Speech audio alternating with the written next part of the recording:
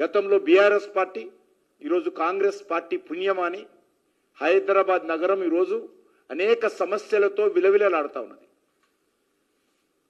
అనాథగా మారిపోయింది. ఏదో హైదరాబాద్ అంటే హైటెక్ సిటీ కాదు, హైదరాబాద్ అంటే మాదాపూర్ కొండాపూర్ కాదు. ఒరిజినల్ హైదరాబాద్ మొదలు వదిలేశారు.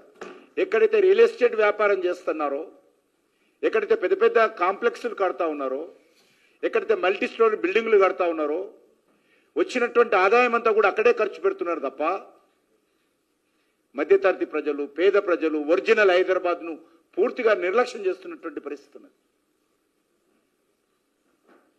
వీధి లైట్లు కూడా కొనలేనటువంటి దరిద్రమైనటువంటి పరిస్థితి ఈరోజు హైదరాబాద్లో ఉందంటే ఈ ప్రభుత్వ పనితీరు ఏ రకంగా ఉందో అర్థం చేసుకోవచ్చు. నేను గతంలో కూడా అనేక సార్లు చెప్పాను, హైదరాబాద్లో తెలంగాణ రాష్ట్రానికి 70% ఆదాయం రెవెన్యూ ఇస్తుంది. తెలంగాణ రాష్ట్ర ఆదాయంలో 70% హైదరాబాద్ నుంచి వస్తుంది. కానీ హైదరాబాద్ కేటాయింపులు ఎంత అడుగుతాను. హైదరాబాద్ కేటాయింపులు అంటే ఫ్లైఓవర్ల కోసం కేటాయించిన డబ్బులు కాదు, హైటెక్ సిటీలో ఖర్చు పెడుతున్నటువంటి డబ్బు కాదు. కనీస రోడ్లు హైదరాబాద్లో, డ్రైనేజ్ వ్యవస్థ,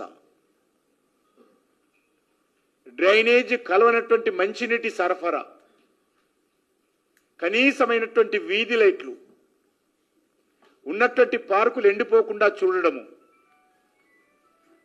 వర్షపు నీరు వెళ్ళేటువంటి స్ట్రాంగ్ వాటర్ పైప్ లైన్స్, వరద నీటి పైప్ లైన్లు ఏవైతే ఉంటాయో వాటి సెల్ట్ తీయడం, ఇవి నేను మినిమం అడుగుతాను. ఈ సమస్యలు కూడా హైదరాబాద్లో పరిష్కారం చేయలేనటువంటి దౌర్భాగ్యమైనటువంటి పరిస్థితి ఈరోజు హైదరాబాద్లో వచ్చింది. దీని మీద భారతీయ జనతా పార్టీ అనేక రోజులుగా డిమాండ్ చేస్తాం.